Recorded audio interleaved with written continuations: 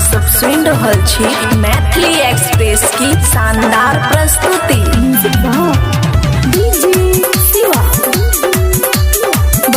खुशी recording studio बलुआहा। चढ़ल सिर्फ पंचमी में भीड़ लगे छै माता के दुआरिया में, माता के दुआरिया में चला है भौजी पूजा करबै 5 बजे भोरहरिया में। माता सरस्वती के पूजा करबै 5 बजे भोरहरिया में। चढ़ल सिर्फ पंचमी में भीड़ लगे छै माता के दुआरिया में, माता के दुआरिया में जाला है भौजी पूजा करबै 5 बजे भोरहरिया में। माता सरस्वती के पूजा करबै 5 बजे भोरहरिया में।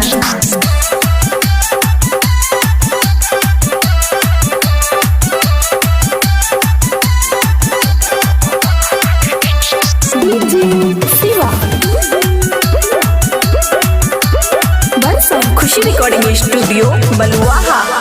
कोसी घाट से कलसा उठेबै पीन के गेरुआ सरिया में, पीन के गेरुआ सरिया में। माता सरस्वती के पूजा करबै 5 बजे भोरहरिया में। चला है भौजी पूजा करबै 5 बजे भोरहरिया में।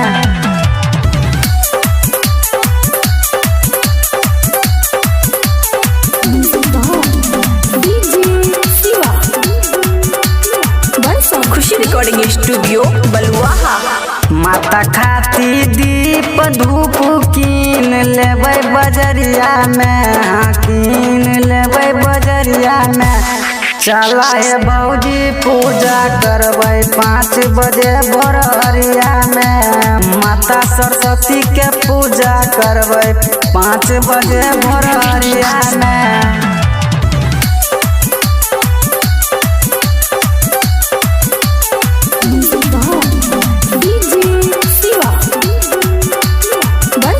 खुशी रिकॉर्डिंग स्टूडियो बलुआहा।